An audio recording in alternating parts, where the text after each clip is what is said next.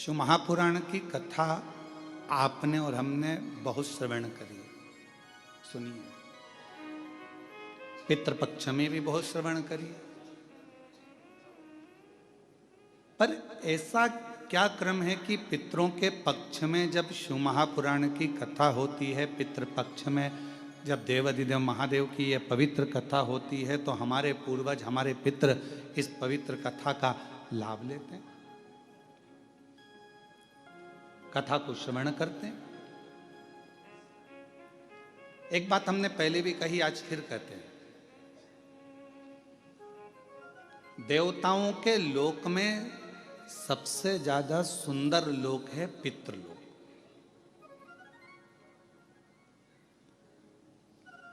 और देवताओं के लोक में सर्वश्रेष्ठ सबसे सुंदर लोक अगर माना गया है तो पितृलोक माना गया। जिस पितृलोक में पितृ निवास करते हैं, रहते हैं। अब आप कहोगे गुरुजी ये पितृलोक का वर्णन कहाँ है? तो शिव महापुराण के प्रारंभ में विद्येश्वर संहिता के अंतर्गत ही आप इसको श्रवण कर सकते हैं, या पार्वती खंड में, उमा खंड में, कौमार्य खंड में आप इसको श्रवण कर सकते हैं। भगवान पितृलोक में पितरों की 3 बेटियां हैं, मेना, धन्या और कला। ये कथा अपने को शिव महापुराण में मिलती है। और पितरों की 3 बेटियां बड़े आनंद के साथ में पितृलोक में भ्रमण कर रही हैं।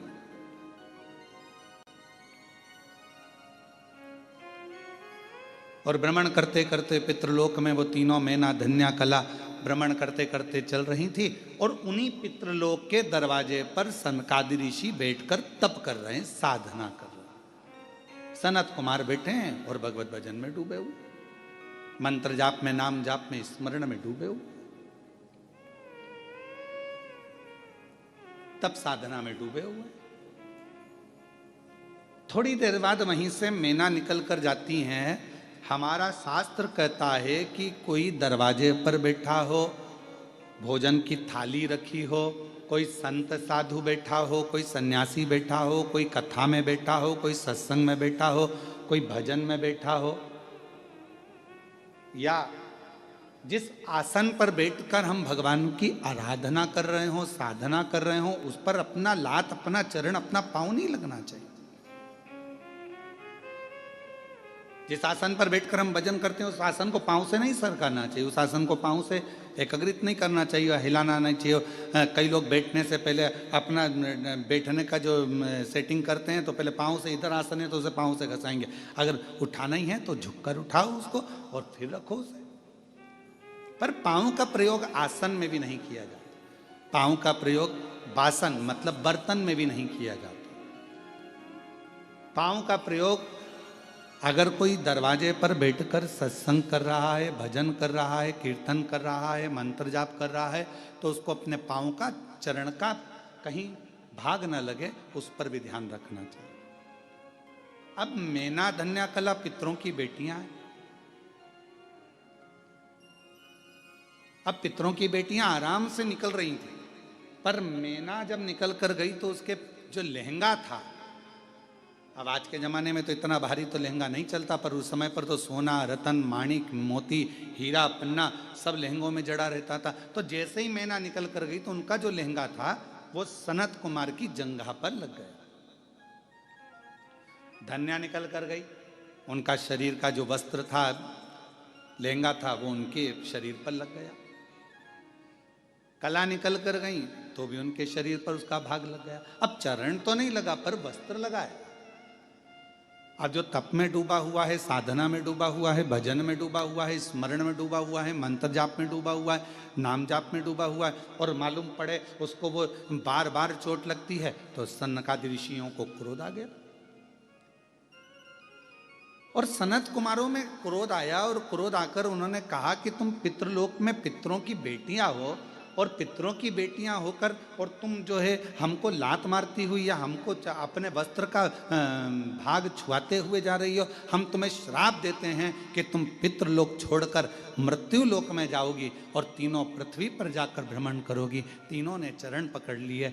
आप कृपा करिए सनत कुमारो, सनकादि ऋषियों कृपा करिए, करुणा करिए। तब पितरों ने आकर क्षमा मांगी। तब उन्होंने कहा कि तुम 3 देवियों की गोद में 3 देवियां खेलेंगी जो जगत का कल्याण करेंगी। मैना की गोद में पार्वती जी खेली, धन्या सुनैना जी बनी जिनकी गोद में माता जानकी जी खेली, कला कीर्ति बनी जिनकी गोद में स्वयं राधा जी खेली। ये 3 देवियां तीनों की गोद में खेल रही।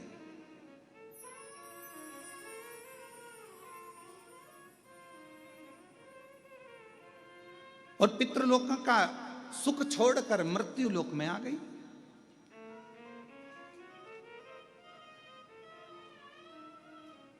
तो कहा सभी लोकों में देवियां कती हैं, मैना कती है, धन्या कती है, कला कती है। इन तीनों देवियों का कहना है हमें पितृलोक से जाना नहीं है, हमारा पितृलोक हमें अति प्रिय है, अति प्रिय। और ये सत्य है। भले आपका छोटा सा झोपड़ा हो ना, आप कितने भी अच्छे होटल में रह रहे हो, कितने भी अच्छे आप कॉटेज में रह रहे हो, खूब डेवलप का गद्दा है डनलप का, और खूब जोरदार पानी भी मिल रहा है, वेटर भी लगे हैं, भोजन भी मिल रहा है, और बढ़िया चाय भी मिल रही है, कॉफ़ी भी मिल रही है। उसके बाद भी 1 महीना 15 दिन 20 दिन आप रहोगे, रहने के बाद आपको एक ना एक दिन आपके घर की याद जरूर आएगी। भले वो टूटा हुआ झोपड़ा क्यों ना हो, चाहे उस घर में तुम्हारा साधारण सा रुई का गद्दा क्यों ना हो, चाहे उसमें चटाई क्यों ना बिछी हो, पर अपने घर की याद अपने को जरूर आती।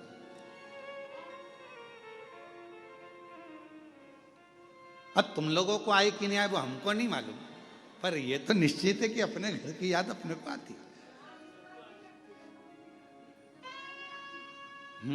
सही बात है। कथा में याद नहीं आती, बाकी के समय पर तो आती है ना, निश्चित है।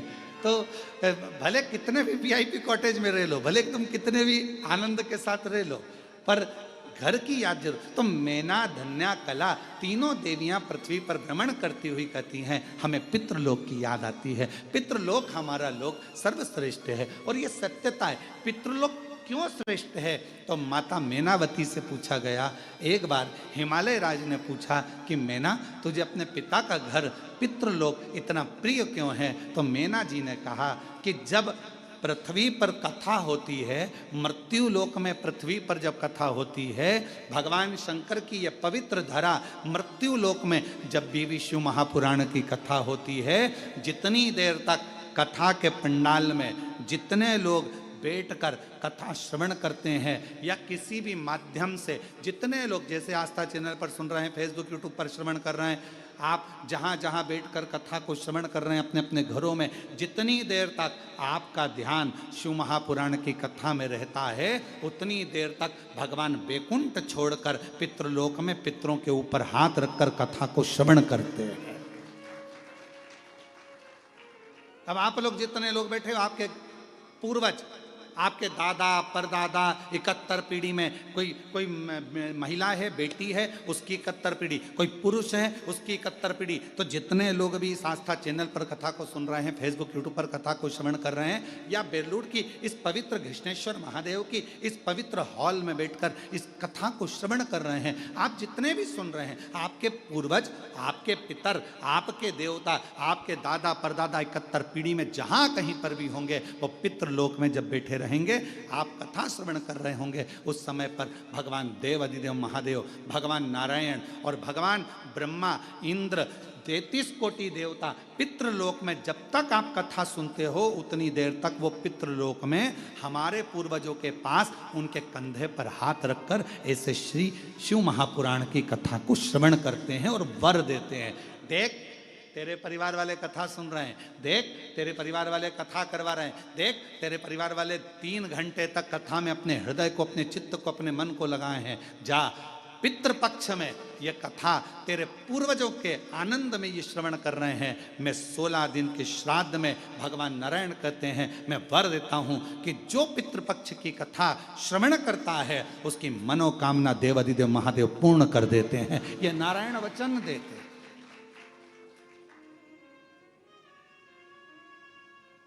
और तेरी कृपा बिना ना हिले एक भी अणु, लेते हैं श्वास तेरी कृपा से ये प्रभु कृपा, ये शिव कृपा। कहीं ना कहीं परमात्मा की बड़ी, जब कथा नहीं आ रही थी, अभी ऑनलाइन कथा नहीं चल रही थी और अधिक बारिश हो रही है, जल वृष्टि बहुत ज़्यादा है जगह जगह पर, जहाँ जहाँ कथा होना थी, भीलवाड़ा होना थी, एक गुजरात होना थी, एक हिमाचल होना थी, और इतना पानी इतना पानी इतना पानी। तो उनको देखते हुए कि किसी को जनहानि ना हो, कोई आए कथा में और किसी को तकलीफ ना हो, इसलिए समितियाँ उस कथा को रोकते रोकते फिर इस कथा को ऑनलाइन पर लेकर आई, जिससे आप सभी इस कथा का रसतत्व अपने घर बैठकर कर सके, श्रवण कर सके। ये पितृपक्ष है। 16 दिन है राजा कर्ण के, जिसने अपनी जिंदगी में खूब दान दिया है। कहते हैं कर्ण जैसा दानी संसार में नहीं हुआ है। एक बार स्वयं अर्जुन ने कह दिया था कि राजा कर्ण को इतना दान, लोग बस दानवीर कहते हैं, दानवीर कर्ण कहते हैं, दानवीर कर्ण कहते हैं। मैं भी तो दान करता हूं, तो मेरा नाम भी तो दानवीर अर्जुन होना चाहिए, दानवीर युधिष्ठिर होना चाहिए, दानवीर भीम होना चाहिए।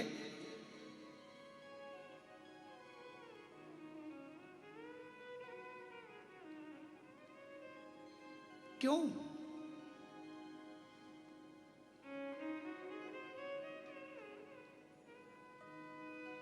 देखो, रोटी बनी, गाय को दे दी, एक दान ये हुआ। और दूसरा दान कौन सा है? बहुत देर से गाय दरवाजे पर खड़ी है और तुम्हारे डब्बे में रोटी नहीं है, तुमने आटा उसना, एक रोटी बनाई और फिर ले जाकर गाय को दी, एक दान ये कहलाता। बेटा रोता है, बच्चा चिल्लाता है, माँ भूख लगी है, माँ भूख लगी है, भोजन दो भोजन दो। माँ कैसे भी तैयार कर कर उसको भोजन दे देती है। ये माँ की वात्सल्यता। आपका प्रेम कब झलकेगा? जैसे ये कथा यहाँ वेरुल में नहीं होती, ये कथा होना थी ऑनलाइन सीहोर से, कुबेरेश्वर बाबा के धाम से, पर हितेश लगे रहे, नहीं गुरुजी आप आओ, मैं व्यवस्था करता हूँ, मैं बेलरुल जाता हूँ, मैं जाऊँगा और वहाँ कृष्णेश्वर महादेव में बाबा की कथा हो और बाबा इस कथा को पितृपक्ष में श्रवण करें, आप तो आओ, आप तो आओ। तो ये एक फॉर्मेलिटी पूरी करना एक अलग बात हो जाता है कि एक बार कह दिया, और एक वो हो जाता नहीं साहब, आना तो पड़ेगा ही। हम तो बस यही कहते हैं कि शंकर जी के साथ में फॉर्मेलिटी पूरी मत करो। शंकर जी के मंदिर में जाकर एक लोटा जल चढ़ाकर फॉर्मेलिटी पूरी नहीं करना है। शंकर जी को जब जल चढ़ाओ और वापिस लौट कर आओ तो नंदी से कहकर आना, आज शाम को इंतजार करूंगी, भोलेनाथ को लेके मेरे घर आ जाना। तो प्रबलता, तो प्रकरता। अब मालूम पड़े अपन तो केवल फॉर्मेलिटी अदा कर रहे हैं, मंदिर पहुंच गए और जाकर बाबा को जल चढ़ा दिया और बाबा जी से कह दिया बाबा मेरा दुखड़ा है काट देना, बाबा मेरी तकलीफ है काट देना। नहीं, थोड़ा बाबा के पीछे पकड़ना पड़ेगा, थोड़ा बाबा को कहना पड़ेगा, थोड़ा जोर से कहना पड़ेगा कि भोला सब दुख काटो मारा, ओ भोला सब दुख काटो। शिव शंकर जपूं तेरी माला, भोले बाबा जपूं तेरी माला, भोला सब दुख काटो, ओ भोला सब दुख जाकर विनय करना पड़ेगा, थोड़ा पकड़ना पड़ेगा, बाबा को हाला हजूर पकड़ना पड़ेगा। मैंने सुना है ब्रह्मलोक में तू नहीं रहता, मैंने सुना है वैकुंठ लोक में तू नहीं रहता, मैंने सुना है इंद्रलोक में तू नहीं रहता, मैंने सुना है गरुण वरुण लोक में तू नहीं रहता। मेरा शंकर तू तो पृथ्वी पर रहता है ना, मृत्यु लोक में रहता है ना। जब मृत्यु लोक में रहता है तो मेरा तो पड़ोसी हुआ ना। और वैसे भी छत्रपति संभाजी नगर वालों को तो कह देना चाहिए कृष्णेश्वर महादेव हमारे पड़ोसी हैं, हमारे पड़ोसी है। नासिक वालों को कह देना चाहिए हमारे पड़ोसी हैं त्र्यंबक बाबा। धूलिया वालों को कह देना चाहिए अरे क्या बात कर रहे हो कृष्णेश्वर महादेव, वो तो हमारे पड़ोसी हैं, हमारे पड़ोस में रहते हैं। अब पड़ोसी से रिश्तेदारी कैसी बनाना है तुम्हारे ऊपर निर्भर करता है। तुम अगर पड़ोसन को चाय वाय पिलाओगे अच्छी दमदारी से, उससे अच्छा प्रेम भाव रखोगे तो पड़ोसन भी तुम्हारी दुख की घड़ी में आके खड़ी हो जाएगी और कह देगी चिंता मत करो, मैं खड़ी हूं ना, तुम तो तुम्हारी शादी ब्याह करो, बाकी का सब सामान मैं संभाल लूंगी। और पड़ोसन कहीं कहीं इतनी अच्छी होती है कि सब संभाल लेती है, तुम जाओ तुम पार्टी करो मैं सब संभाल लूंगी, सब संभाल लूंगी, सब संभाल लूंगी। और कहीं कहीं की पड़ोसन ऐसी होती है कि तुम जाओ पार्टी में मैं सब ले जाऊंगी। तो कहीं कहीं की ऐसी भी हो सकती है कि ले जाए उठा के।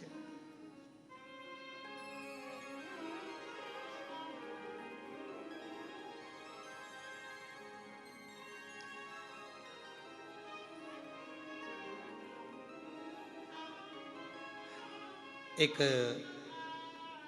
परसों के दिन एक भक्त, एक माता जी थी बड़ी बुजुर्ग थी और वो कुबरेश्वर धाम पे आई।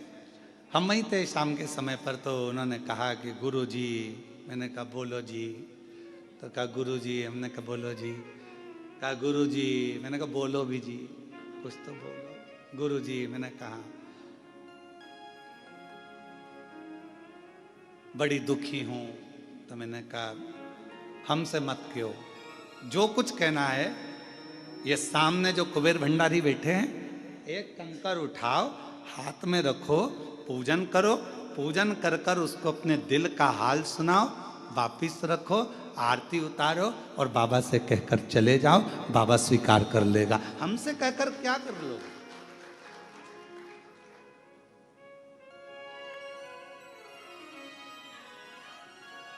हमसे कहकर क्या करो। फिर थोड़ी देर बाद उसके मन में गुरु जी, मैंने कहा क्या हुआ जी, चप्पल कोई ले गया। तो हमने कहा बताओ। हमने कहा इसीलिए तुम्हारा मन पूजन में नहीं लग रहा, ध्यान तो वो पादुका में पड़ा हुआ है, चप्पल में पड़ा हुआ है, और तुम ध्यान लगाओ तो कैसे लगे। यहां तो जरा सा हम पहले भी कहें, पति पत्नी फोन पर बात करे और पति का ध्यान काम में लगा रहे तो पत्नी कह देती है तुम्हारा दिमाग है कहाँ, ध्यान कहाँ है तुम्हारा, मैं तुमसे बात कर रही हूँ तुम्हारा ध्यान ही नहीं मेरे ऊपर, थोड़ा सा तो उत्तर में सोच समझ कर दो। और पति भी कह देता है पत्नी से तू कहाँ कहाँ बैठी, कहाँ तेरा ध्यान है, मैं तेरे से बात कर रहा हूँ तेरा ध्यान ही नहीं है, तू कहाँ सुन रही है, कहाँ कर रही है, ध्यान नहीं लगता।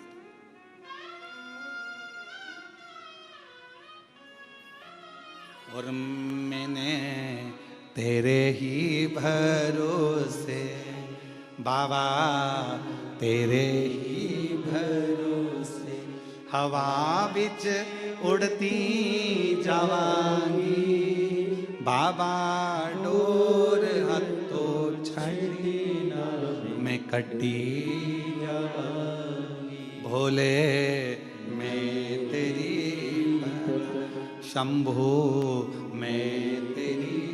तो हमारा और आपका ध्यान ये उसी में कहा गया, जैसे एक स्टूडेंट ऑन बैठे थे बहुत सारे, एक टीचर ने एक स्टूडेंट को खड़ा करा, बेटा खड़े हो जाओ। जी सर बोलिए, केले के फायदे बताओ। तो उसने कहा सर केले का फायदा ये होता है कि उससे हड्डी मजबूत हो जाती है, और केले के छिलके का फायदा ये होता है कि उससे हड्डी वापस टूट जाती है। टीचर ने कहा बेटा नीचे बैठ जाओ।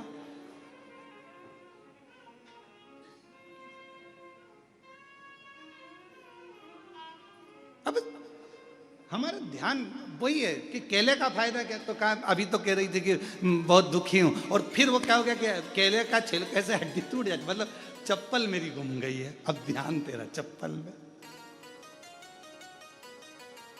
और हम हमेशा कथा में कहते हैं कि अपना सोना चांदी हीरा पन्ना, अपना जितना भी सामान है कीमती कीमती अपने घर छोड़ कर आओ। अगर चप्पल भी तुम्हारी कीमती है तो घर छोड़ कर आओ। यहाँ तो तुम, मेरा बाबा डायमंड हीरा, मेरा शंकर, कोई हमसे पूछे कि तुम्हारी जिंदगी की सबसे बड़ी पूंजी क्या है, तो हम कहते हैं शिव हमारी पूंजी है, शंकर हमारी दौलत है, और जितने ज्योतिर्लिंग है ये मेरा तिजोरी का भंडार है। वहां पहुंचकर जो चाहो वो प्राप्त हो सकता है, जो चाहो। अभी कृष्णेश्वर महादेव से आप लोग कथा श्रवण कर रहे हैं, ऑनलाइन कथा सुन रहे हैं। अगर दिल से 7 दिन तक आप रोज 2 बजे से 5 बजे तक कथा को श्रवण करो, दिल से बाबा ने करुणा करी है तो दिल से सुनो। 7 दिन के बाद पूरे 16 श्राद्धनी और जिस कामना से सुन रहे हो, बाबा आपकी वो कामना 16वें दिन तक पूर्ण जरूर कर देगा, ये निश्चित है, क्योंकि ये पितृपक्ष की कथा।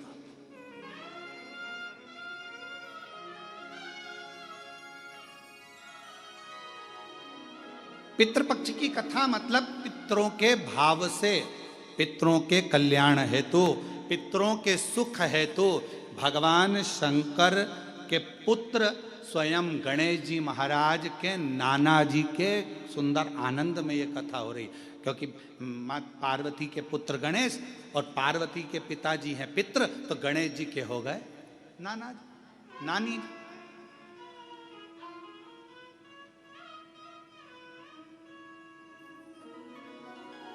जो कामना कर कर श्रवण कर रहे, जो भाव से श्रवण कर रहे हैं, और पूरे देश विदेश में बैठे हुए शिव भक्त आस्था चैनल पर जो कथा सुन रहे, दिल से श्रवण करें अपने जीवन को आनंदित करने के लिए। पितृलोक बड़ा सुंदर, और बड़ा सुंदर पितृलोक, उस पितृलोक का आनंद भी दूसरा। तो मन नहीं लग रहा हमारा, मन नहीं।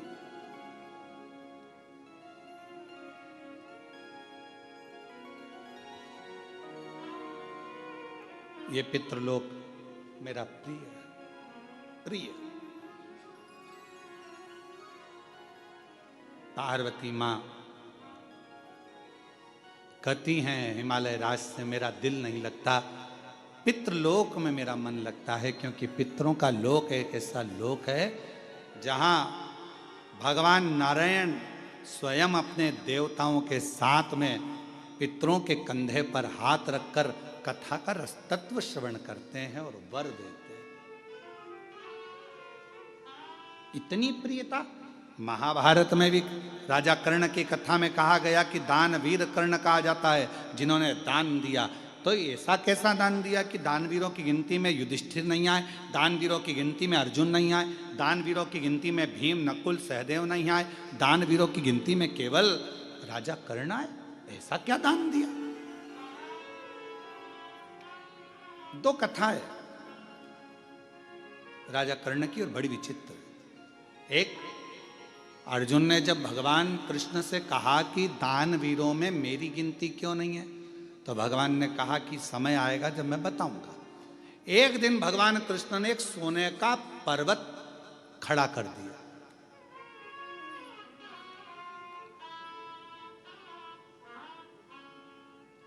और भगवान कृष्ण ने अर्जुन से कहा अर्जुन ये सोने का पर्वत है, मेरा मन कह रहा है कि तू एक काम कर, तू सबको सोना दान कर, तेरे हाथों से जा भर भर के दान कर। अर्जुन ने सारे नगर में सूचना कर दी कल सुबह 9 बजे से लेकर शाम को 5 बजे तक सोना दान किया जाएगा, आ जाओ। सारे गांव के लोग लाइन लगा कर आ गए। अर्जुन ने तगाड़ी भर भर कर एक एक तगाड़ी सोने की सबको देना प्रारंभ कर दिया। सब डला भर भर कर सोना लेकर चल दिए।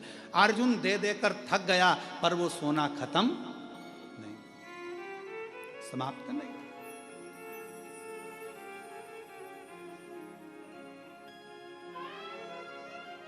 अर्जुन ने भगवान द्वारकानाथ से कहा कि प्रभु अब मेरा दान करते करते मैं तो थक गया, मैं सोना दान नहीं करूंगा। भगवान ने पूछा ठीक है।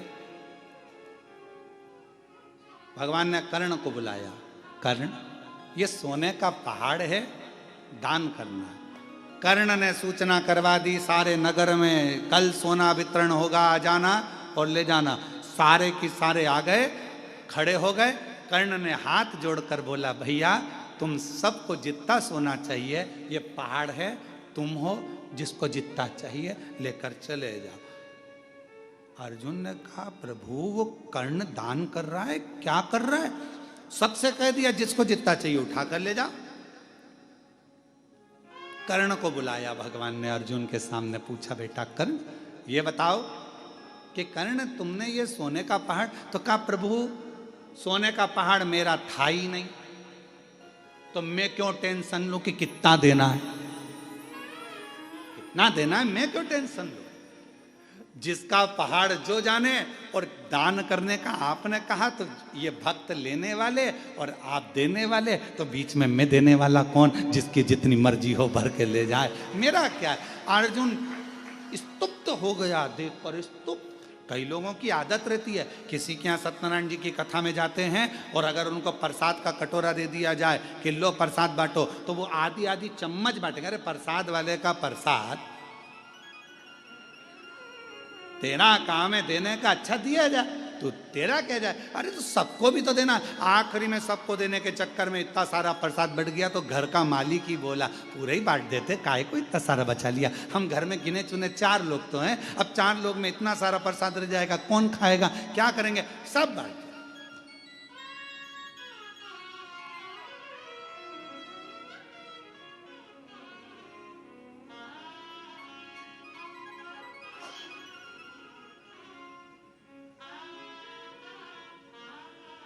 हमारे यहाँ बाबा के धाम में, कुबरेश्वर धाम में एक नियम है, नुक्ति बनी, नुक्ति जानते हो ना, बूंदी।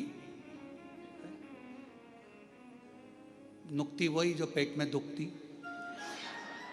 ज्यादा खा लो तो बूंदी बने, तो नुक्ति बूंदी बनती है। कभी कभी खोपरा पाक बन जाता है, कभी बेसन चक्की बन जाती है, कभी सीरा हलवा बन जाता है। तो धाम पर जब बनता है तो हमारे जो भंडारी हैं, वो भंडारी जी पूछते हैं, कह गुरु जी इतना सारा बना है और बाद में शाम के लिए इतना अपन निकाल देते हैं। हमने कहा शाम किसने देखी? शाम किसी ने देखी है क्या? क्या भरोसा जिंदगी का? अभी बना है ना, खिलाओ। तो शाम, हमने कहा शाम को तुम अच्छे रहे, अपन अच्छे रहे, और बन जाएगा, वापिस बनाएंगे। सामान कहीं जा रहा है क्या? तुम तो खिलाओ। अब व्यक्ति सोचे कि कहाँ विचार करें, कहाँ विचार करें। आप सबको मालूम होगा, एक लोमश ऋषि की कथा आती है। लोमश जी, उनके शरीर का एक बाल टूटता था। सबसे ज्यादा पृथ्वी पर रहने वाले अगर कोई ऋषि हैं तो लोमश ऋषि हैं। फिर भी उन्होंने अपना झोपड़ा नहीं बनाया, अपना घर नहीं बनाया। अगर तुमको मालूम पड़ जाए कि तुम 500 साल जिए हुए, सबसे पहले तुम कहोगे 500 साल में जियोगी? 500 साल बनाओ, जरा जोरदार अच्छा महल बनाओ, जोरदार कालीन बिछाओ। 500 साल रहना है तो मकान तो अच्छा होना चाहिए ना, गाड़ी भी जोरदार होना चाहिए, बंगला जोरदार होना चाहिए। अब तुम सबको मालूम है कि 100 साल नहीं जी रहा आज का आदमी, 70-80 में कम निपट जाओ, कौन सा भरोसा? पहले तो फिर भी सोचा जाता था कि 100 साल तक जिएगा। आज के ज़माने में तो कोई भरोसा ही नहीं है कि कब निपट जाएगा। और आजकल तो नई बीमारी, वो अटैक ऐसा हो गया है, हार्ट अटैक, बेचारा कहीं का जिम कर रहा है तो ही आ जाता है, कहीं का खाना खा रहा है तो आ जाता है। अभी एक हमें कोई ने बताया था, आशीष ने, कि एक तमिलनाडु में एक पति पत्नी की शादी हुई और दोनों शादी करके घर के अंदर आए। पहली विदाई बहू की हो रही थी और पत्नी को अटैक आ गया। मालूम पड़ा, पति को सूचना मिली, पति को भी अटैक आ गया, दोनों ही निपट गए। श्वास रुक जाएगी चलते चलते, क्षमा बुझ जाएगी चलते चलते, दम निकल जाएगा रोशनी का, क्या भरोसा है इस जिंदगी का, क्या भरोसा है इस जिंदगी, इस जीवन का क्या भरोसा, इस जिंदगी का क्या भरोसा? जरा विचार करिए। तो इसलिए जितना समय परमात्मा ने दिया है, जब कथा मिल जाए, आस्था चैनल पर जब कथा श्रवण करने को मिल जाए, मालूम पड़ जाए कथा आ रही है, आज से चालू हो गई, अपनी अड़ोसन पड़ोसन पीछे वाली धड़ोसन सबको सूचना कर दो कथा चालू हो गई। भरोसा किसको?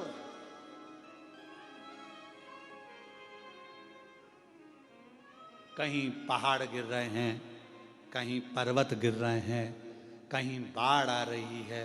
अभी पंजाब के कई जिले पानी में डूबे पड़े हैं। पंजाब इतना जलवृष्टि पंजाब में हुआ है कि जल त्राही त्राही हो रहा है। इतना पानी चारों तरफ, घरों में, मकानों में, दुकानों में, खेतों में, भोजन तक नहीं, पूरी व्यवस्था, प्रशासन की अव्यवस्था हो गई। इतना पानी पानी कौन संभाले, कैसे संभाले? आज पंजाब की स्थिति देखकर पंजाब में निवास करने वाले सभी शिव भक्तों को इतना जरूर कहूँगा, मेरा देव अधिदेव महादेव जल्दी से जल्दी सब बागडोर अच्छे से संभाले और जो भी भरा हुआ स्थान है पानी से पंजाब का, वो सब खाली होकर बड़े प्रेम से सभी सुरक्षित रहें। सबकी रक्षा मेरा कृष्णेश्वर महादेव, मेरा काल अधिपति महाकाल बाबा, मेरा कुबेर भंडारी करे।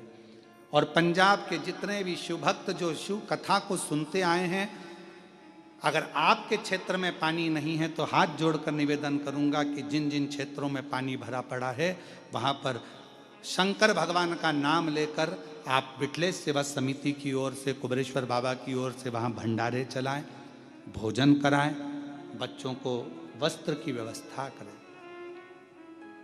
हमने भी पंजाब में भटिंडा में वहाँ के भटिंडा के मेयर महोदय के पिताजी अमरजीत सिंह जी से बात करी 2-3 बार। उनको हमने एक ही बात कही, आप जब कहेंगे श्री विठलेश सेवा समिति पंजाब के लिए चावल कहें तो ट्रकों में भरा कर चावल भेज दिए जाएं, आटे का बोलें तो आटा भरा कर भेज दें।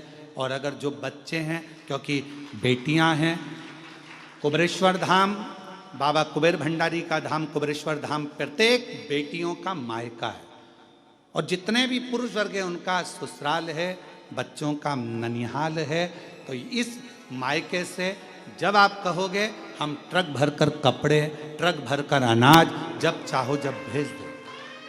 विठलेश सेवा समिति और कुबेरेश्वर धाम परिवार आपके साथ हमेशा खड़ा हुआ है।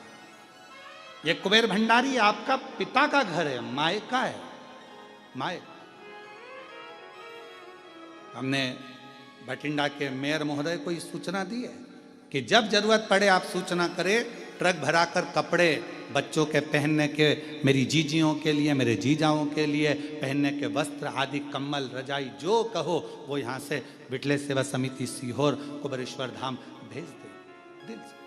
और ये समिति, विठलेश सेवा समिति, ये कुबेरेश्वर धाम परिवार सब बहन बेटियों का मायका है। बिल्कुल बेझिझक अगर कोई को भी कुबेरेश्वर धाम से कुछ भी अगर ऐसा लगता है तो जरूर आप धाम पर सूचना करें। सब हमने मेयर महोदय को इस चीज की सूचना पंजाब में दी है और जब जरूरत पड़े तब कुबेरेश्वर धाम आपके लिए खुला हुआ, खुला हुआ। और घबराना नहीं बिल्कुल भी पंजाब वालों, रत्ती भर भी घबराना नहीं। वाहे गुरु जी आपके साथ हैं, मेरे भोलेनाथ आपके साथ हैं और पूरा भारत आपके साथ है, पूरा भारत आपके साथ। बिल्कुल नहीं घबराना, बच्चों को हौसला देना, कोई बात नहीं। पानी में अगर घर चला, पानी में अगर दुकान गई है, टेंशन नहीं लेना, बाबा वाहे गुरु जी सब अच्छा करेंगे, भोलेनाथ जी सब अच्छा करेंगे, सब अच्छा, चिंता ना करें। शिव शिव है, जीवन का कोई भरोसा नहीं, कोई भरोसा। और हम तो बाबा के भरोसे चलते हैं, हम तो बाबा के भरोसे चलते हैं।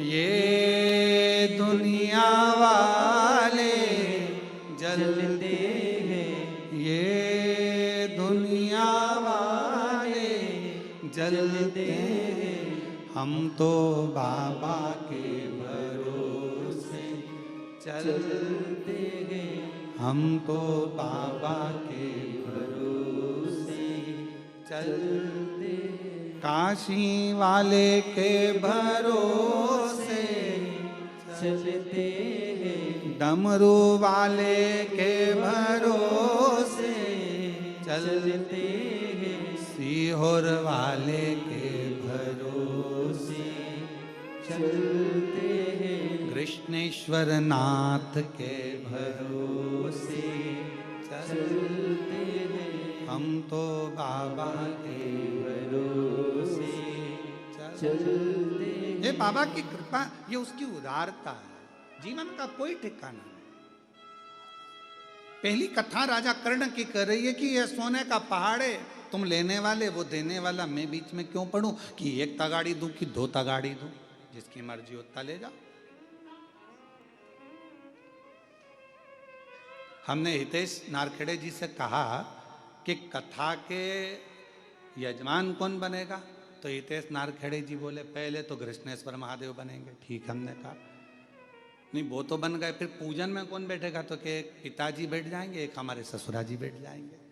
तो हमने कहा ये भी अच्छी बात।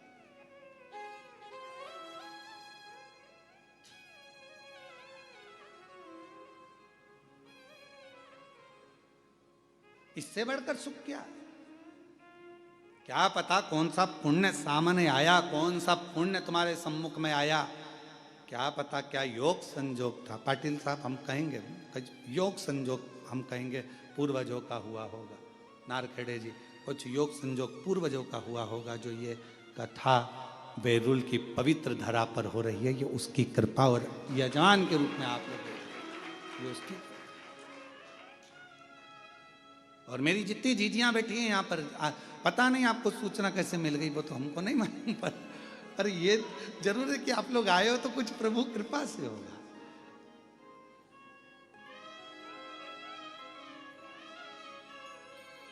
एक जीजी तो पहचान की है कलेक्टर महोदय के यहाँ से, मैं उनको भी बहुत बहुत साधुवाद देता हूँ कि प्रत्येक कथा में आप जब भी आसपास के क्षेत्र में कथा होती है, आपकी श्रद्धा और विश्वास कथा में पहुँचता है। मैं बहुत बहुत धन्यवाद देता हूँ आपको। शिव तत्व है, भगवान की अविरल कथा है। और महाराज राजा कर्ण की दूसरी कथा कर रही है। एक तरफ तो पूर्ण दान दे देना, और दूसरी तरफ की कथा कर रही है कि राजा कर्ण इतना प्रतिदिन का स्वर्ण दान करता, सोना दान करता, स्वर्ण दान करता, इतना सोना दान करता, रोज प्राण छूटे राजा कर्ण के। गया ऊपर, सोने की कचौड़ी, सोने की पूड़ी, सोने का पानी, सोने की जलेबी, सोने का भजिया, और सोने का भाजी बड़ा, और सोने का ही बड़ा पाव, सब सोने का मिला खाने को। तो राजा कर्ण बोला मैं सोना कैसे खाऊं, मैं ये सोना कैसे खाऊं, ये मेरे बस का नहीं है सोना खाना, मुझे अन्न दीजिए। अन्न का दान करा तुमने राजा कर्ण, तुमने अन्न का दान नहीं करा, इसलिए तुमको अन्न खाने को नहीं मिला।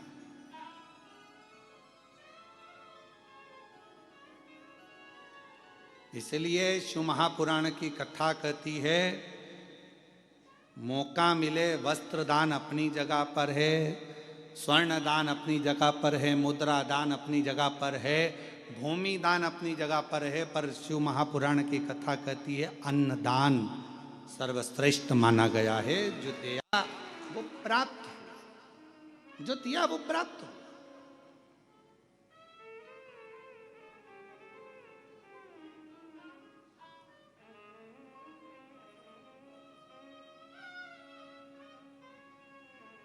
अन्न से बड़ा कुछ दान है ही नहीं।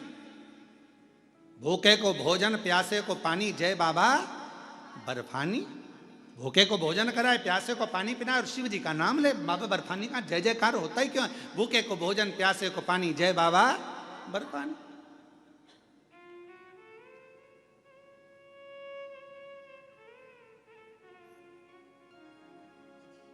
क्यों कुबेरेश्वर धाम पर अन्न का दान दिया जाता है? अन्न का दान कुबेर का भंडार, कुबेरेश्वर धाम की रीत है। वहां जो आता है थोड़ा अन्न लेकर आता है, चावल ले आएगा, गेहूं ले आएगा।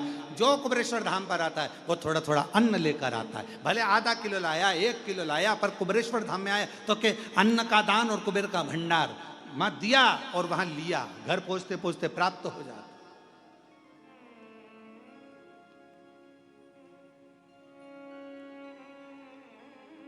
तुमने अन्न नहीं दिया है राजा कर्ण, तुमने भोजन में अन्न का दान नहीं दिया। तो राजा कर्ण को लगा कि अन्न नहीं दिया तो अब क्या होगा, तो कहा कि तुम्हें भोजन खाने को नहीं मिलेगा। राजा कर्ण ने कहा कि मुझे कुछ दिन दे दो, मैं पृथ्वी पर जाकर अन्न का दान करूंगा।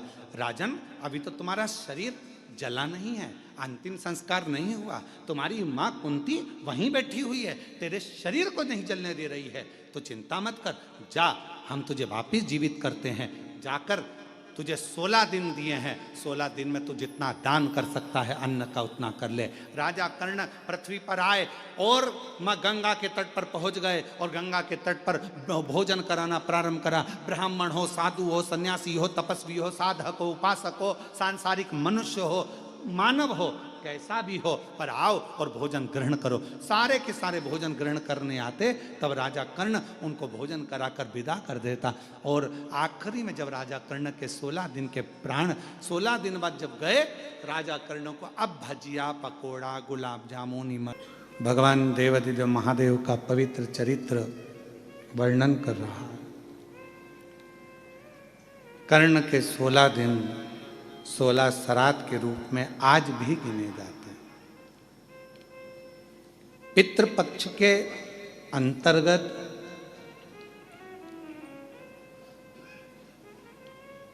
अगर पितरों की प्रसन्नता का ध्यान रखा जाता है तो उसमें सबसे मूल होता है गाय का गोबर की अलोनी जो बनाते हो, कंडा गोबरी, और उस गोबरी में उस कंडे पर जलाने के बाद उसमें घी और गुड़ या शक्कर मिलाकर उसकी धूप देना, ये बड़ा मूल।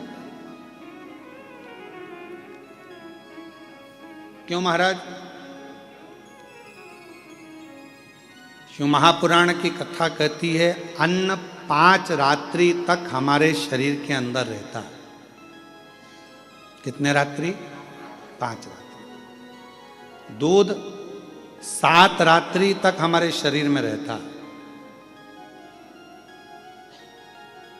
और दही 20 रात्रि तक हमारे शरीर में रहता है। केवल एक घी गौ माता का ऐसा होता है जो 1 महीने तक हमारे शरीर में रहता है। इसलिए सनातन हिंदू धर्म में, हमारे सनातन धर्म के अंतर्गत श्राद्ध पक्ष में 16 दिन गाय का गोबर का जो कंडा होता है गोबरी, उस कंडे को जलाकर उसके अंदर घी और गुड़ का धूप दिया जाता है और वो धूप हमारे पितरों की तृप्ति का केंद्र बनता है। तृप्ति का। कई लोग कहते हैं गुरुजी ये धूप देना जरूरी होता है क्या? पितरों के लिए क्या कंडा जलाकर, गोबरी जलाकर उसमें घी शक्कर या घी गुड़ छोड़ना जरूरी होता? जरूरी है। हम तो हमेशा कहेंगे, चाहे तुम बड़े मल्टी में रह रहे हो, मॉल में रह रहे हो, तुम्हारा मन जहाँ तुम वीआईपी में रह रहे हो, तो भी प्रयास करा करो कि 16 दिन में एक दिन आप धूप जरूर दें, बहुत जरूरी। इसकी कहीं कथा का वर्णन आता है? क्यों नहीं आता? अगर हम उठाकर देखें हमारे शास्त्रों को, हमारे पुराणों को, तो आप स्मरण करेंगे कपिल मुनि जी के आश्रम में 60,000 राख के ढेर बने सूर्य वंश के पुत्र। महाराज राजा सगर की 2 धर्म पत्नियां थीं। पहले नंबर पर केशनी, दूसरे नंबर पर सुमति। और राजा सगर की 2 धर्म पत्नियां हैं। उसमें से राजा सगर की पहली पत्नी केशनी से 60,000 बेटों ने जन्म लिया।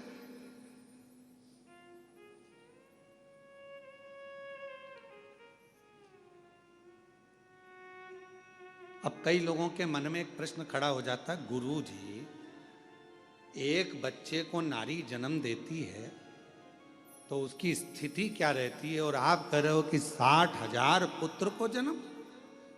तो मेरी जीजियों, मेरी बहुओं, बेटियों, मेरी माताओं, मेरी बहनों, एक बात का स्मरण रखना कि पूर्व में संतान प्राप्ति के लिए बहुत सारे व्रत होते थे, और उन व्रतों में तब साधना का जब बल बढ़ता था तो गर्भ का कष्ट नहीं होता था, और मां अपने बच्चों को जन्म दे देती थी उस तप बल के कारण।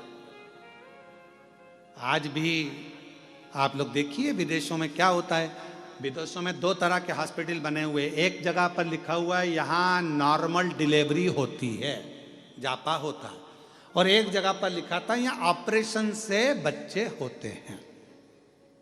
अब जो भारत से गया हुआ एक व्यक्ति था, संत था, उसने जाकर पूछा भैया कि यहाँ ऑपरेशन से बच्चे होते हैं, यहाँ की फीस कितनी है?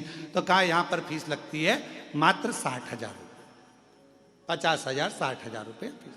अब जो नॉर्मल डिलीवरी होती है वहाँ गए तो उनसे पूछा भैया यहाँ तुमने लिखा कि नॉर्मल डिलीवरी होती है, नॉर्मल जापा होता है, यहाँ कितना पैसा लगता है? तो कहा 3.5 लाख रुपये लगते हैं। अब पूछा कि यहाँ 60,000 रुपये में ऑपरेशन से बच्चा हो गया, यहाँ नॉर्मल हुआ, दोनों में क्या अंतर है? तो कहा आधे घंटे में यहाँ ऑपरेशन से बच्चा हो जाता है। यहाँ पर जब गर्भस्थ बच्चा होता है तब गर्भवती नारी को 6ठे महीने में यहाँ बुला लिया जाता है, और 6ठे महीने से उसको यहाँ रखा जाता है। उसको गेहूं दे दिए जाते हैं, अपना आटा खुद पीसो और गेहूं पीस के आटा बनाओ, आटा बनाकर अपनी छोटा सा खेत दे दिया जाता है, इसमें सब्जी बो, सब्जी बोकर इसमें अपनी मिर्ची, धनिया, अदरक जो करना है करो, और अपना भोजन खुद बनाओ, झाड़ू खुद लगाओ, लीपो खुद, पोछा खुद लगाओ, सब काम तुम्हें करना है। और कुआं बना दिया छोटा सा, उस कुएं में से पानी भरो, सिर पे रखो अंडा, लेकर घर में जाओ, पानी पियो। ऐसा 3 महीने तक लगातार करने दिया जाता है। 3 महीने के बाद ऑपरेशन करने की जरूरत नहीं पड़ती, नॉर्मल डिलीवरी हो जाती है। 3.5 लाख रुपए उसके लगते हैं। अब हमारे यहां तो सास वन बेचारी कह दे कि काम कर ले,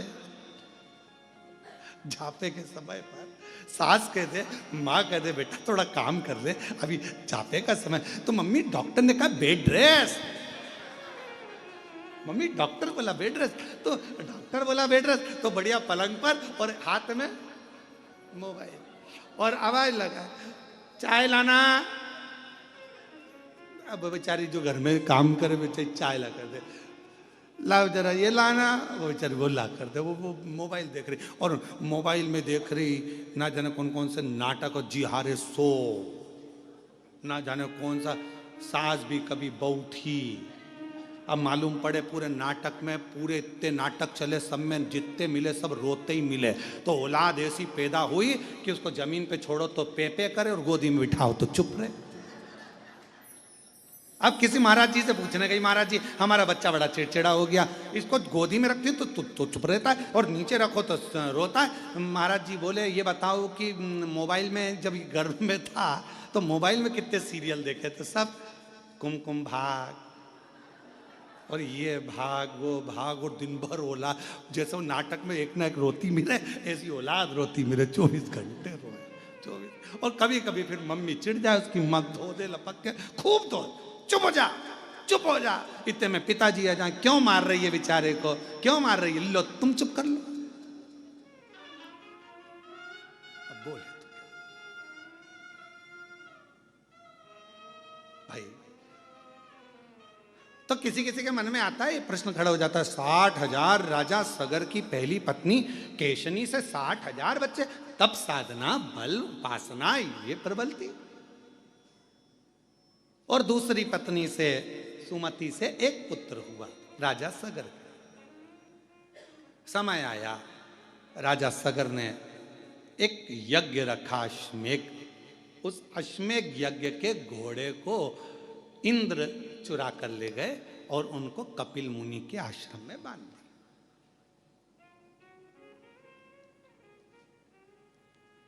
अब आपके मन में फिर अगला प्रश्न आएगा, क्या देवता ऐसे होते थे कि दूसरे के घोड़े चुरा के दूसरी जगह बांध दिया है?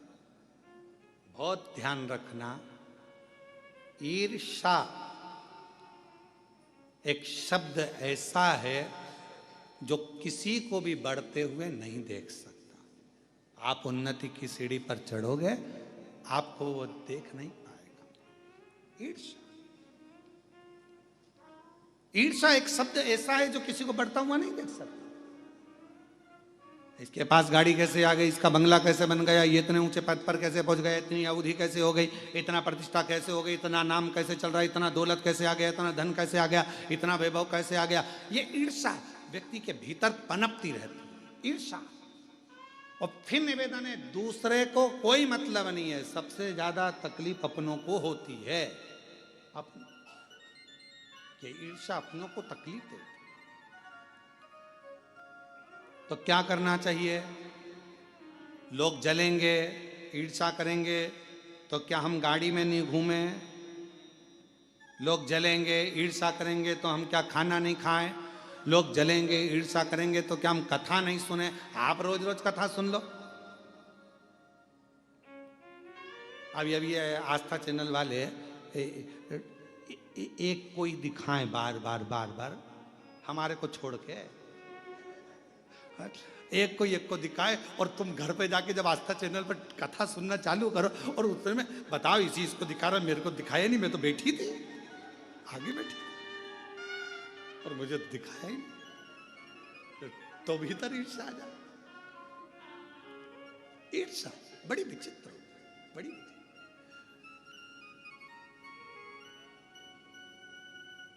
और कभी ऐसा होता है, पूछना है ना, आस्था वाले बच्चे लोग यहाँ सेवा करते हैं ना, इनसे पूछना कि अरे कहीं कहीं झगड़ा होता है। कभी कभी ऐसे श्रोता आते हैं कि वो कहते हैं तुम तो महाराज जी महाराज को दिखा रहे हो, हमको तो दिखाया ही नहीं।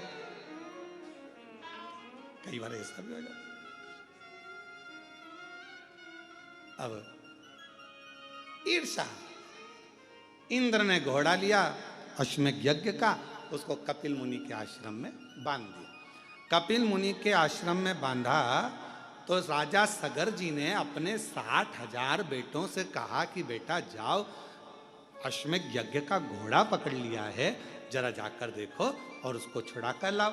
60,000 पुत्र राजा सगर के चले और राजा सगर के पुत्रों ने सब जगह पर अश्वमेध यज्ञ के घोड़े को ढूंढना प्रारंभ,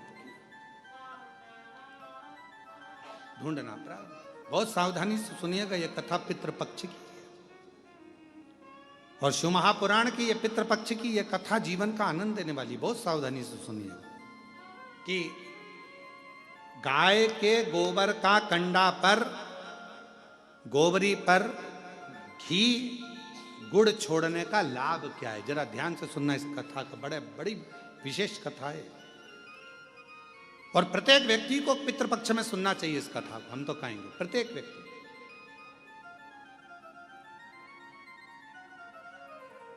अश्वमेध यज्ञ के अश्व को ढूंढने के लिए चले। अब जगह जगह ढूंढते रहे पर मिला नहीं। आखिरी में कहीं सूचना मिली कि कपिल मुनि के आश्रम में 60,000 जो पुत्र थे वो पहुंच गए और ये मालूम पड़ा कि कपिल मुनि के आश्रम में वो अश्वमेध यज्ञ का अश्व बंधा हुआ है। इन्होंने जाकर क्या देखा कि कपिल मुनि तो तप कर रहे, साधना कर रहे हैं, उपासना कर रहे हैं। कई बार नारखेड़े जी ऑनलाइन कथा आती है ना, तो कई बार लोग सोचते हैं कि ऑनलाइन कथा चल रही है तो फोन लगाते हैं क्या हम महाराज जी से मिल सकते हैं, तो उनको कहना पड़ता है भैया महाराज जी श्योर नहीं है, तो ऑनलाइन तो चल रही है, तो ऑनलाइन चल रही है, ऐसा जरूरी थोड़ी ना कि श्योर से ही होगी।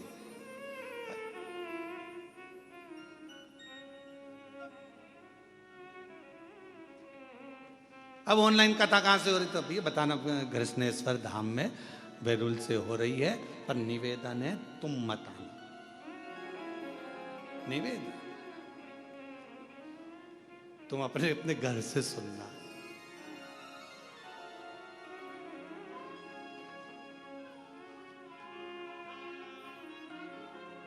हमें हमारी जिंदगी में कोई टेंशन नहीं है, केवल तुम्हारे सिवा।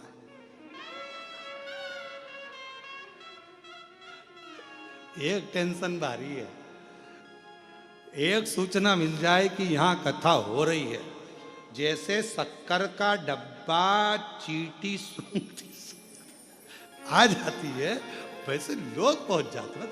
एक टेंशन, और केवल ये सीहोर वाले महाराज का टेंशन नहीं, पूरी प्रशासन का भी टेंशन यही रहता है। ये ध्यान क्यों ऐसा है, ऐसा क्यों है? उसका एक कारण है कि मेरे शंकर भगवान ने तुम्हारी झोली इतनी भर दी कि बाबा उसको खाली नहीं रखा। शिव महापुराण का नियम ही यही है। शिव महापुराण के पंडाल में बाबा उसी को बुलाता है जिसकी गोदी भरना होती है या बाबा को कुछ देना होता है तो बुलाता ही नहीं है। फिर हम फिर कह रहे हैं कि ये कथा यहाँ पहुंची क्यों, तो ये समझ में नहीं आ रहा। अब हमको नहीं समझ में आया। रात को हम भी विचार कर रहे थे कि ऐसा क्या है कि ये कथा कृष्णेश्वर पहुंच गई ऑनलाइन होती होती। मतलब कुछ ना कुछ तुम जितने बैठे हो ना, कुछ ना कुछ तुम्हें फैमिली गिफ्ट मिलने वाला है, कुछ ना कुछ वाला।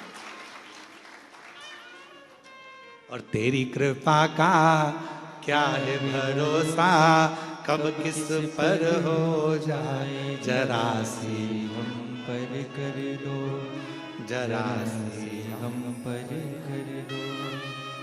जिस पर भी हो गई तेरी कृपा करुणा वो भव पार हुआ, भव पार हुआ। पापी हो चाहे जितना उसका भी बाबा उद्धार हुआ, उद्धार हुआ।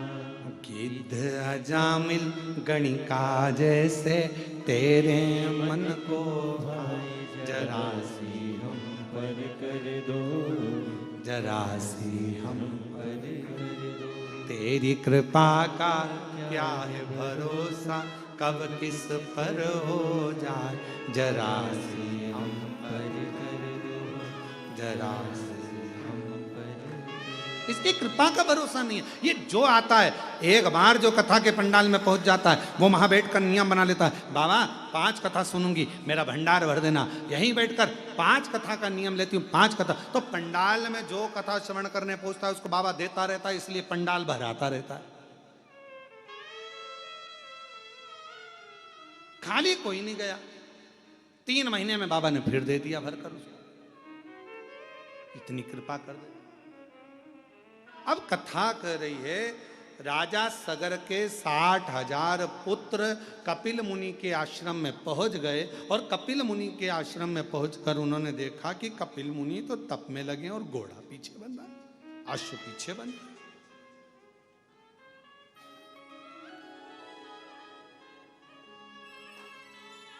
अश्व पीछे। कई बार ऐसा होता है, कोई तप करने बैठता है, आंख बंद करके भजन करने बैठता है तो ऐसा लगता है कि ये तो बेवकूफ बना रहा।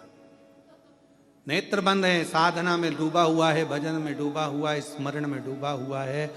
नहीं भाई, वो कहीं ना कहीं उसको भक्ति खींच ली है, शिव की भक्ति ने उसको पकड़ लिया, शंकर की भक्ति, शिव भक्ति।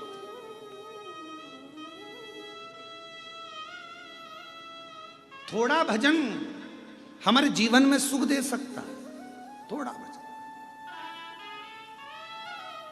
जरूरी नहीं कि कोई 4 घंटे बैठकर भजन करे तो हमें 4 घंटे बैठकर भजन करना है, कोई 8 घंटे भजन करे तो हमें 8 घंटे भजन करना है। एक बड़ा सुंदर चरित्र है, जापान में एक साबुन की फैक्ट्री खुली। साबुन की फैक्ट्री खुली तो उसमें उन्होंने साबुन बनाए तो साबुन बनाते बनाते कई साल निकल गए, और सालों निकलने के बाद में साबुन की फैक्ट्री में से कोई एक साबुन ऐसा था जिसमें साबुन ही नहीं अंदर था, और खोखा खोखा चले गया। मार्केट में वो खोखा बिक गया, ग्राहक ने खरीद लिया, खरीदा तो उसमें साबुन नहीं था। ग्राहक ने केस लगा दिया, हमने साबुन खरीदा और इसमें साबुन नहीं निकला। केस लगा तो 60 लाख रुपए उसको जुर्माने के देना पड़े साबुन फैक्ट्री वाले। कितने रुपए दिए हैं? 60 लाख।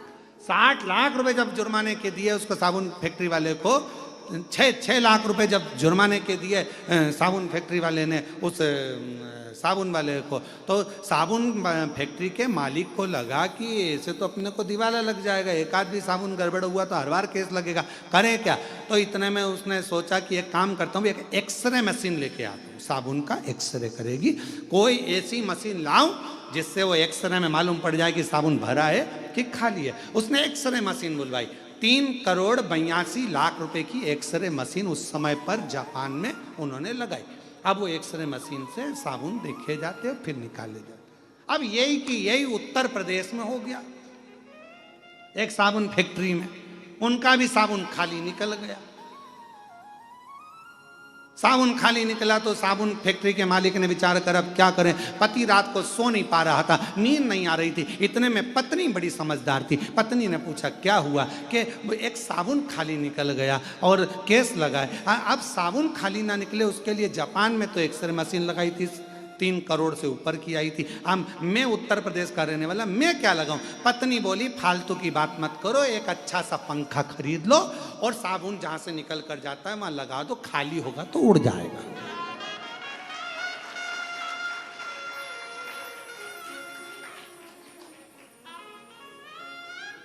कोई जरूरी है कि कोई 5 घंटा तब करेगा तो अपन 5 घंटा करें? कोई जरूरी है वो एक्सरे की मशीन लगाए तो अपन तो पंखे से काम चला लो ना। पंखा लगा दो, लिफाफा यहां से जाएगा, भरा होगा तो निकल जाएगा, खाली होगा तो उड़ के उधर चले जाएगा, उसमें क्या टेंशन। अब कोई कहे कि वो 5 घंटे वजन करता है तो मुझे 5 घंटा करना पड़ेगा, वो 7 घंटे वजन करे तो मुझे 7 घंटा करना पड़ेगा, वो 10 घंटा वजन करे तो ना ना बाबा, हम भोलेनाथ के, भोलेनाथ हमारे, और हम जितना भजन करें वो दिल से भले एक बार जपो और श्री शिवाय नमस्तुभ्यं, श्री शिवाय नमस्तुभ्यं, श्री शिवाय नमस्तुभ्यं, श्री शिवाय नमस्तुभ्यं, श्री शिवाय नमस्तुभ्यं, श्री शिवाय नमस्तुभ्यं। एक बार जपो, पर भाव जरूरी नहीं है कि अपन वो 3 करोड़ खर्च करे तो अपन 3 करोड़ करो, वो 5 करोड़ खर्च करे तो अपन 5 करोड़ करो, जरूरी नहीं है। देखा देखी में काम बिगड़ जाता है। एक बार एक एग्जाम में लिखने को आ गया, बच्चे एक के पीछे एक बैठे थे, लिखने को आया कि दिल्ली की सबसे बड़ी मीनार का नाम लिखो। आगे वाले ने लिख दिया दिल्ली में कुतुब मीनार है, पीछे वाले ने आगे वाले का देखकर लिख दिया दिल्ली में कुतिया बीमार है। काम बिगड़ गया। देखा देखी में काम बिगड़ जाता है। देखा देखी मत करो, वो 8 घंटा वजन करे तो हम 8 घंटा करें, वो 5 घंटा वजन करे तो हम ना ना ना, हम तो बाबा के भरोसे चलते हैं, हम तो बाबा के भरोसे चलते हैं, ये दुनिया वाले जलते हैं, ये दुनिया वाले जलते हैं, हम तो बाबा के भरोसे चलते। तो जरूरी नहीं कि कोई 5 घंटा भजन करे, अपन 5 घंटा करो, कोई 7 घंटा भजन करे तो अपन 7 घंटा करो, अपने से जितना। कपिल मुनि बैठे थे, तप कर रहे थे, साधना कर रहे थे, और कपिल मुनि तप साधना कर रहे हैं और 60,000 पुत्रों ने जाकर देखा कि ये तो आंख बंद करके बैठा हुआ है। घोड़ा हमारा चुरा के लाया, अश्व हमारा लाया और तप करने बैठा, तो लगा ये तो ढोंग कर रहा, पर घोड़ा उसने नहीं चुराया। कई बार जरूरी नहीं कि जो हमने देखा है वही सत्य हो, उसके पीछे कोई क्रम भी हो सकता है।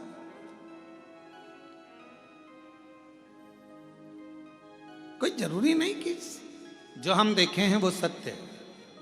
कई बार हम ये भी सोचते हैं कि हमने ये सब सुना है, तुमने आकर देखा, वहां तुमने आकर देखा,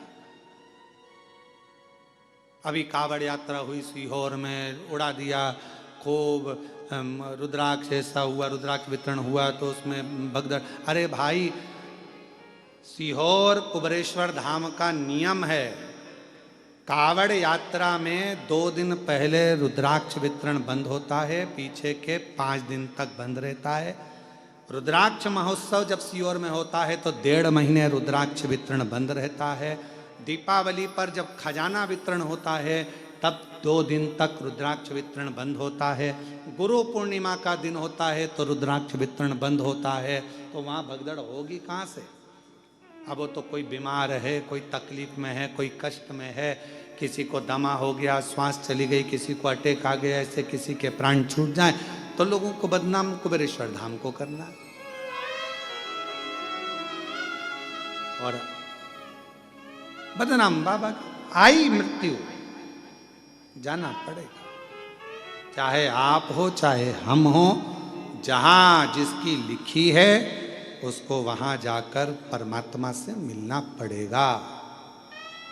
और अंत समय प्रभु आना पड़ेगा, वचन दिया तो निभाना पड़ेगा। आए नाई प्रभु कुटुंब कबीला, अंत समय प्रभु आना पड़ेगा, वचन दिया तो निभाना पड़ेगा। अंत समय प्रभु आना पड़ेगा, जो दिया अंत समय तो जहां आया वहां जाना ही है, कोई रोक नहीं सकता, कोई नहीं रोकेगा।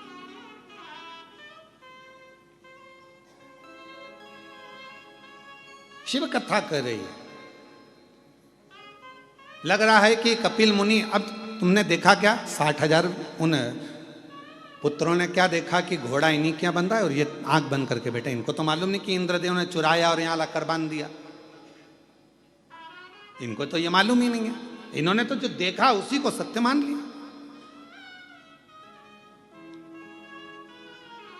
आपने जो अखबार में पढ़ा उसको लोग सत्य मान लेते हैं, जो सोशल मीडिया पे देखा उसको सत्य मान लेते हैं। पर उसको समझो तो, जाओ तो, देखो तो कि सत्य क्या है। आज का जमाने में सत्य को तो बहुत नीचे दबा दिया जाता है और असत्य को प्रकट कर दिया जाता है। आज के जमाने में सत्य को कौन दिखा?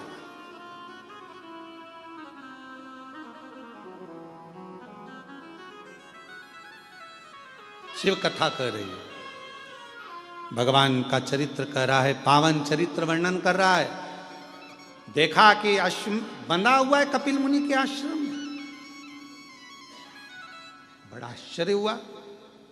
एक संत आंखें बंद कर बैठा है, तप कर रहा है, साधना कर रहा है, और बताओ उसने वो घोड़ा बांध रखा है, वो भी चोरी कर। गुस्सा आ गया 60,000 उन पुत्रों को, और उन्होंने तुरंत कपिल मुनि को अपशब्द कहना प्रारंभ कर दिया। हर हर महादेव, अपशब्द कहना प्रारंभ करा। जैसे ही कपिल मुनि को अपशब्द कहना प्रारंभ करा तो कपिल मुनि के नेत्र खुल गए। तुम चोर हो, तुमने हमारा अश्व चुराया है। अश्वमेध यज्ञ का जो सुना, कपिल मुनि के नेत्र की ज्वाला भड़क पड़ी। और तप में कोई डूबा हुआ होता है, साधना में कोई डूबा हुआ होता है, भक्ति में कोई डूबा हुआ होता है, उसकी नेत्र की ज्योति में तेज उत्पन्न हो जाता है। एक तेज,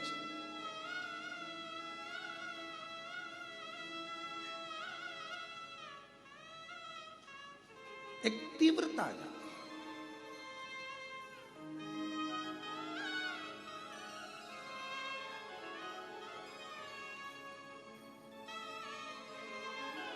हम क्यों कहते हैं कि हम भगवान को देखें, भगवान हमें ना देखे?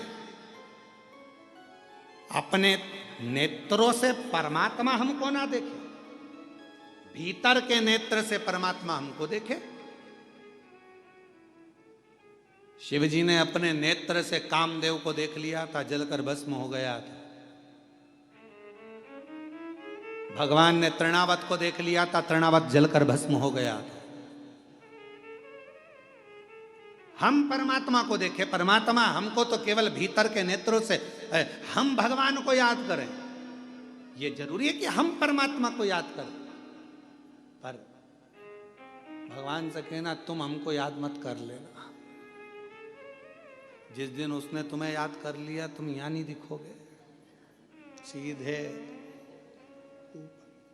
भगवान से कहना हम तुम्हें याद करें पर तुम हमें याद मत करना। याद उसको करा जाता है जो दूर चले जाता है।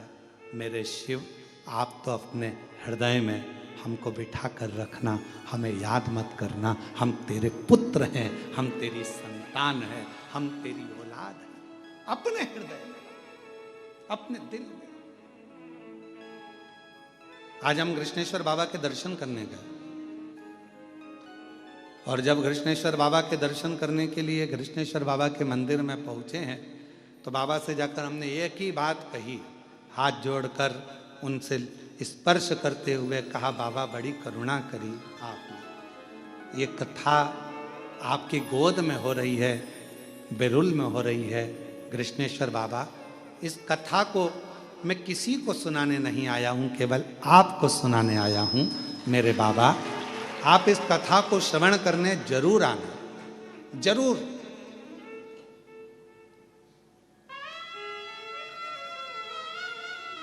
आप इस कथा को श्रवण करने जरूर आना।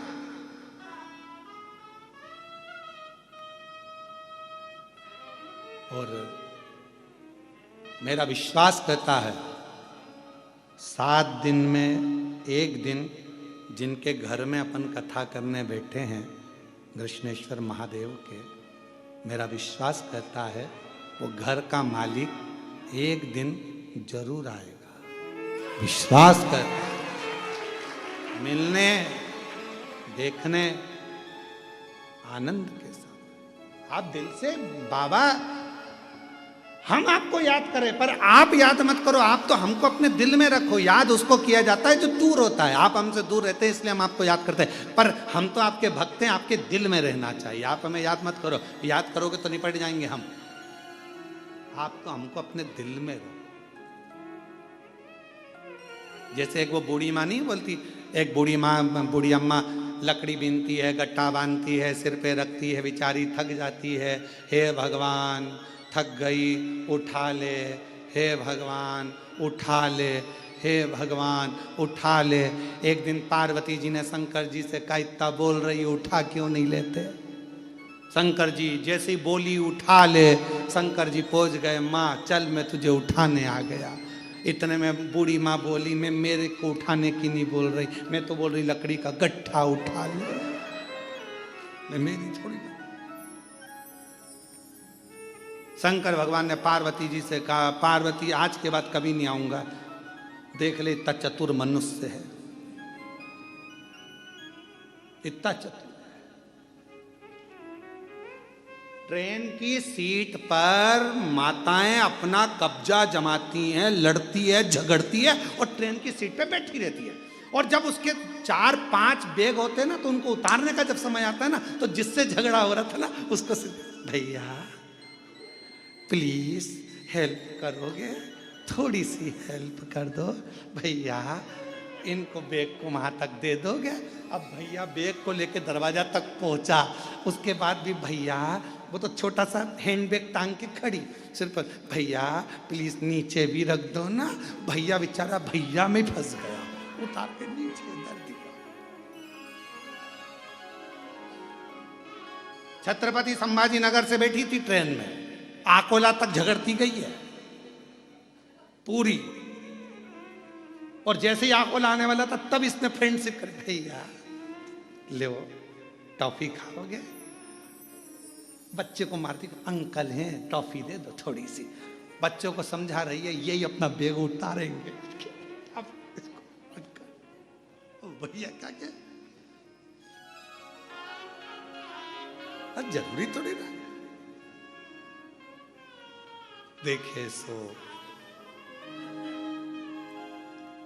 60,000 राख दृष्टि भगवान से मत कहो कि भगवान आप हमें याद करो, भगवान से कहो आप तो आपके दिल में बसे, बस इतनी कृपा करो।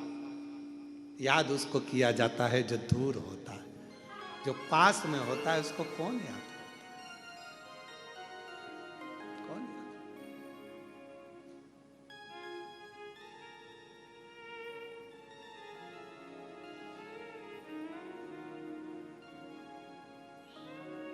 अब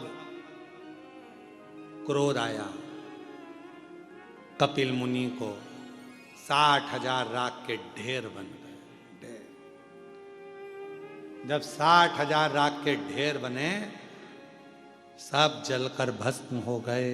कौन राजा सगर को बताए कि तुम्हारे पुत्र जल गए हैं, भस्म हो गए हैं, राख के ढेर बन गए हैं कपिल मुनि के आश्रम में? कौन बताने जाए? कोई नहीं गए। सब जल गए तो बताए कौन? अब राजा सगर की पहली पत्नी के पूरे बेटे मर गए, भस्म हो गए। राजा सगर की दूसरी पत्नी सुमति का एक बेटा था। राजा सगर ने उस दिलीप को भेज दिया, जाओ।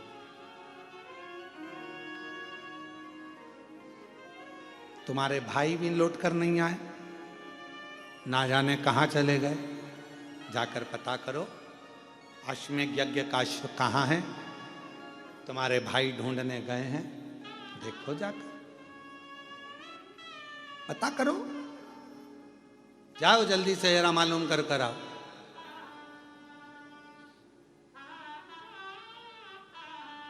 पितृपक्ष की देव पितृ श्री शिव महापुराण बेल्लूर से जो चल रही आस्था चैनल पर लाइव ऑनलाइन, उस कथा का मूल बिंदु समझना।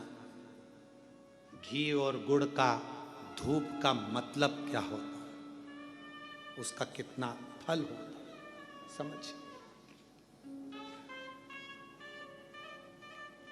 ढूंढ रहे हैं, राजा सगर के पुत्र दिलीप ढूंढ रहे हैं, पर ना 60,000 भाई मिल रहे हैं, ना अश्वमेध यज्ञ का अश्व मिल रहा, नहीं मिल रहा। तब आखिरी में ढूंढते ढूंढते वशिष्ठ ऋषि के पास राजा दिलीप पहुंच गए। हाथ जोड़कर प्रार्थना करी, गुरुवर ढूंढते ढूंढते मैं थक गया, ना अश्व मिला, ना मेरे 60,000 भाई मिले, कृपा करी।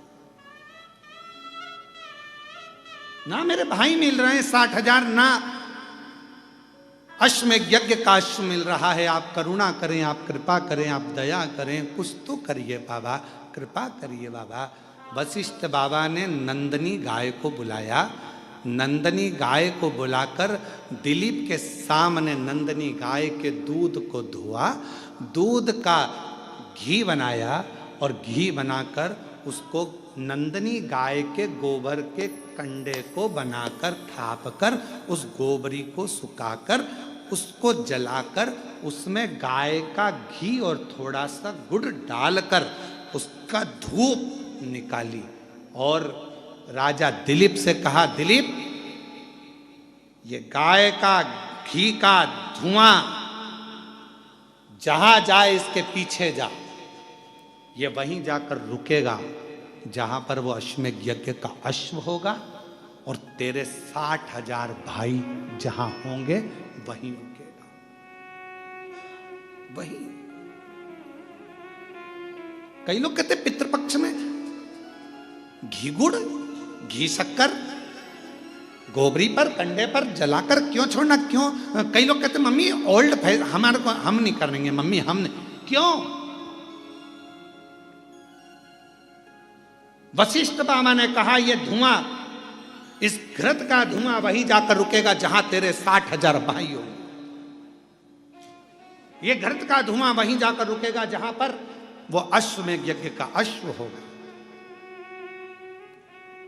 और मेरी जीजियों, मेरी बेटियों, मेरी माताओं, मेरी भाभियों, मेरी बहुओं, मेरे भाई, मेरे बहन, मेरे जीजाओं, मेरे पिता तुल्य बुजुर्गजन, मेरी माताओं, श्राद्ध पक्ष में अगर थोड़ा सा भी कंडे को जलाकर, गाय के गोबर को सुखाकर उसका कंडे पर अगर थोड़ा सा घृत, गाय का घी और गुड़ दिया है तो उसका धुआं तुम्हारे घर से निकलकर आपके पूर्वजों तक पहुंच ही जाता है। उस धूप का फल पहुंच, वो धूप का फल पहुंचता है। हे राजा दिलीप, जाओ इस धुएं के पीछे पीछे जाओ। राजा दिलीप चल दिए, धुआं आगे। और हमारे यहां शिव महापुराण में तो धुएं की बड़ी महत्वता है, क्योंकि भगवान शंकर का नाम ध्रुमवान है और माता पार्वती का एक नाम ध्रुमावती है। आज भी दतिया में, जबलपुर के पास धूमा गांव में मां ध्रुमावती माता के दर्शन होते। शिव जी का एक नाम ध्रुम है, ध्रुमवान।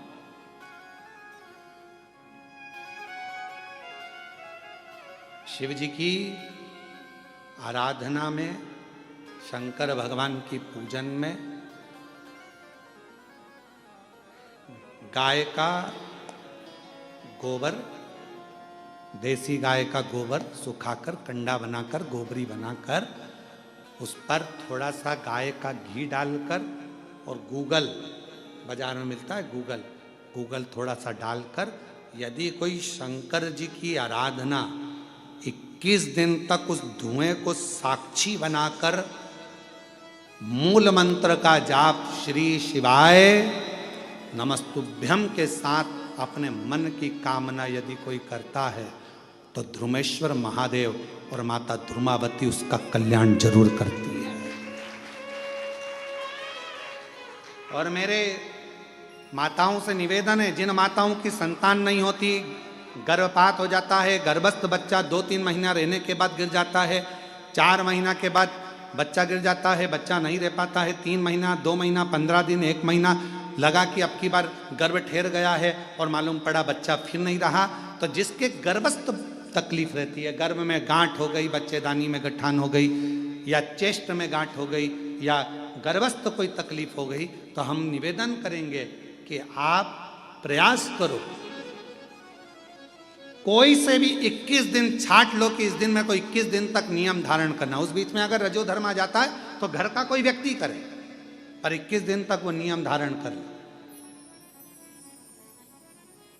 देसी गाय का गोबर का कंडा, गोबरी सूखी हुई, उसको छोटा सा टुकड़ा जला लो, जलाकर उसको एक छोटे से दिया पात्र जो भी हो उस पात्र में रखकर, देसी गाय का घी थोड़ा डालकर, गूगल डालकर, उस धुएं की लो में एक ज्योति को प्रकट कर कर, अर्थात एक दीपक उसके सामने प्रकट कर कर, और श्री शिवाय नमस्तुभ्यम का जाप कर कर, पंचाक्षर मंत्र नमः शिवाय, षडाक्षर मंत्र ओम नमः शिवाय, या मूल मंत्र अपने गुरु का कोई स्मरण कर कर, जब आप उस ध्रुमेश्वर महादेव के सामने ध्रुमावती की साक्षी में कुछ मांगोगे तो वो पूर्ण जरूर करता है, पूर्ण जरूर।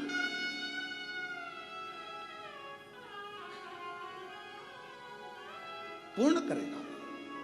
बोल ध्रुमेश्वर महादेव की, ध्रुमावती माता की।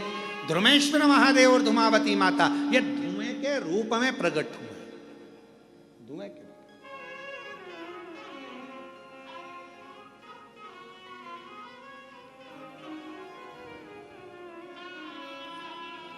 कुबेरेश्वर धाम कौन कौन गए? जरा हाथ उठाओ, जरा सब लोग गए हो? संध्या की आरती के दर्शन किए हैं आप लोगों ने? संध्या की आरती के अगर दर्शन करे हों तो वहां पर पहले गूगल की धुनी दी जाती है। शिव जी की आरती जब होती है तो उसमें धुपाड़ा लगाया जाता है, उसमें गूगल छोड़ा जाता है, धूप छोड़ी जाती है, और उस धुएं की साक्षी में प्रथम आरती धूप की मेरे शंकर भगवान की, उसके बाद में फिर दीप आरती।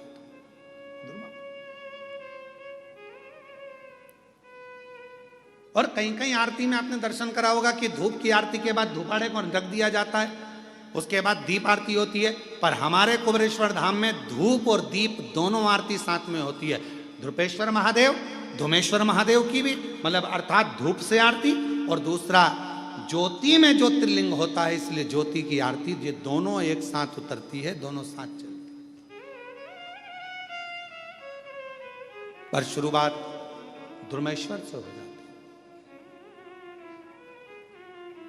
और शंभु शरणे पड़ी मांगू घड़ी रे, दुख काटो दया करी ने दर्शन आपो।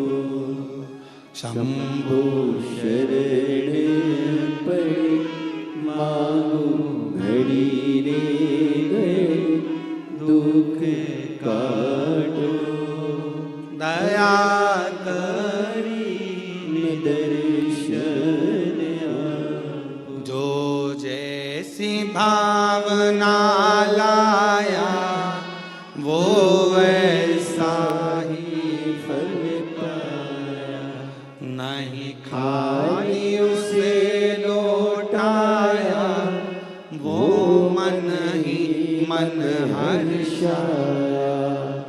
और कर दिया माला माल काशी वाले ने, लुटा दिया भंडार काशी वाले ने। कर दिया माला माल काशी वाले ने, लुटा दिया भंडार काशी वाले ने। ओ लुटा दिया भंडार